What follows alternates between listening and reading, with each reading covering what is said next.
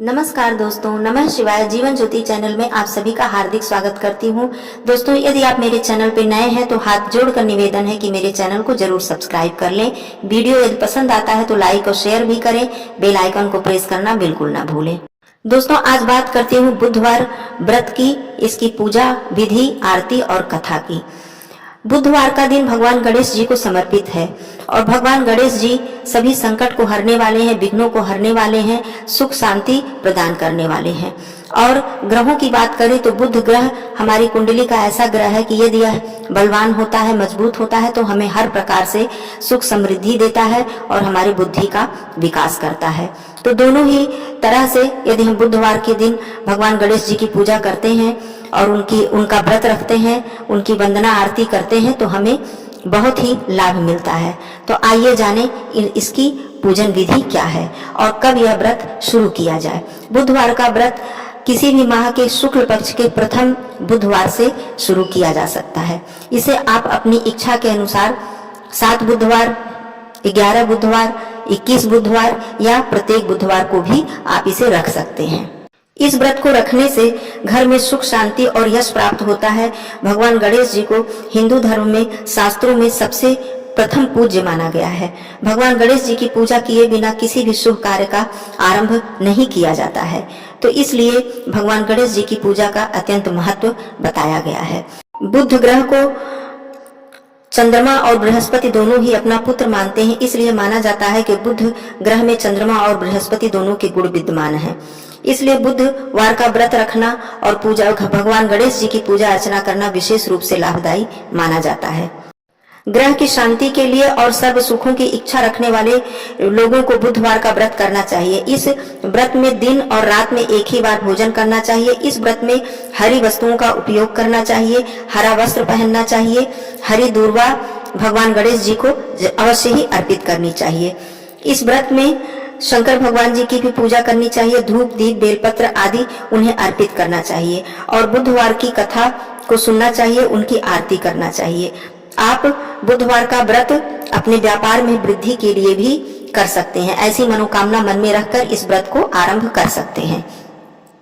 आइए बुधवार के व्रत की कथा सुनते हैं। दोस्तों, आइए कथा आरंभ करती हूँ। पौराणिक मान्यताओं के अनुसार प्राचीन समय की बात है कि एक धनी व्यक्ति मधुसूदन अपनी पत्नी को विदा करवाने के लिए अपनी ससुराल गया। वहां कुछ दिन रहा और फिर सास ससुर से पत्नी को विदा करने के लिए कहा, परंतु वहां पर सब बोले कि आज बुधवार का दिन है, आज के दिन गमन नहीं करना चाहिए। वह व्यक्ति नहीं माना और हठधर्मी करके बुधवार के दिन ही अपनी पत्नी को विदा करा के अपने नगर की ओर चल पड़ा। रास्ते में उसकी पत्नी को प्यास लगी तो वह व्यक्ति लोटा लेकर रथ से उतरकर पानी लेने चल दिया। जैसे ही वह पानी लेकर अपनी पत्नी के पास लौटा तो यह देखकर आश्चर्यचकित रह गया कि उसके जैसी ही सूरत और वेशभूषा वाला एक व्यक्ति उसकी पत्नी के साथ रथ में बैठा हुआ है। वह क्रोधित हुआ और उसने क्रोध से पूछा कि तू कौन है जो मेरी पत्नी के निकट बैठा हुआ है। दूसरा व्यक्ति बोला, यह मेरी पत्नी है, इसे मैं अभी अभी ससुराल से विदा कराकर ले आ रहा हूँ। वे व्यक्ति दोनों परस्पर झगड़ने लगे। तभी राज्य के सिपाही आकर लोटे वाले व्यक्ति को पकड़ने लगे। स्त्री से पूछा गया कि तुम्हारा असली पति कौन है। तब पत्नी शांत रही, क्योंकि दोनों एक जैसे ही थे। वह किसे अपना असली पति बताती।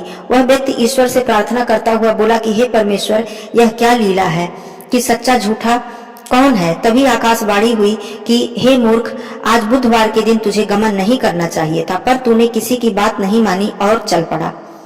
यह सब लीला बुद्धदेव भगवान की है। तब उस व्यक्ति ने बुद्धदेव जी से प्रार्थना की कि उसे अपनी गलती के लिए क्षमा कीजिए और मुझे अपनी गलती का एहसास हो गया है। तब बुद्धदेव जी अंतर्ध्यान हो गए। इसके बाद वह व्यक्ति अपनी स्त्री को लेकर घर आया। इसके बाद से ही वे दोनों पति पत्नी बुधवार का व्रत हर सप्ताह नियम पूर्वक करने लगे।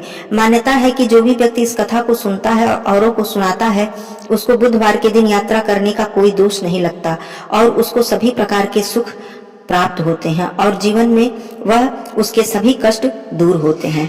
कथा समाप्त हुई।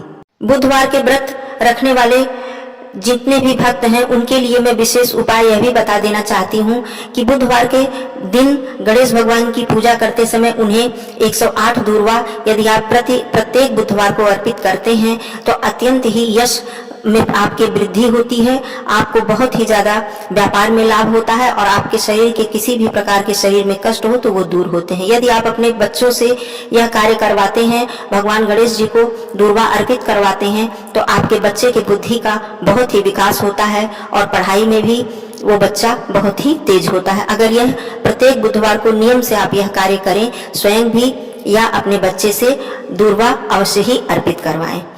तो आप बुधवार के दिन सुबह नहा धोकर स्वच्छ वस्त्र पहनकर बैठ जाए। यदि हरा वस्त्र पहन ले तो अति उत्तम है।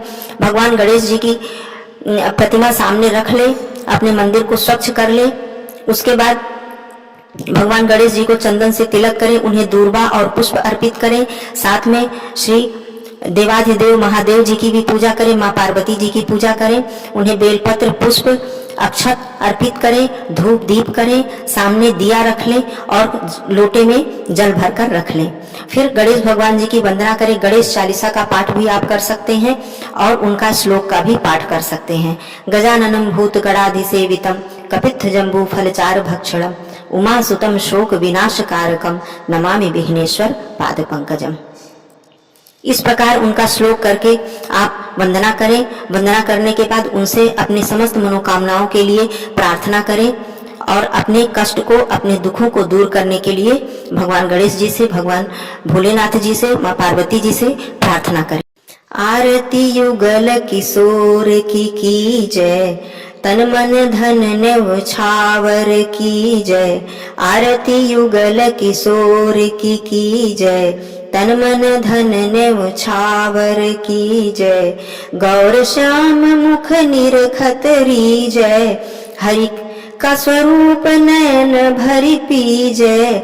रवि शशि कोट बदन की शोभा, ताहि निरखि मेरो मन लोभा।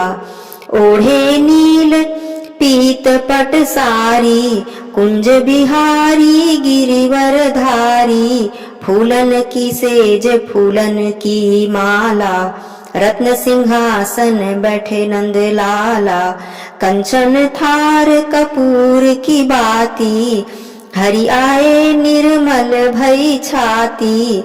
श्री पुरुषोत्तम गिरिवर धारी, आरती करें सकल ब्रज नारी। नंद नंदन ब्रिज भान किशोरी, परमानंद स्वामी अविचल जोरी। आरती युगल किशोर की जय, तन मन धन न्यौछावर की जय।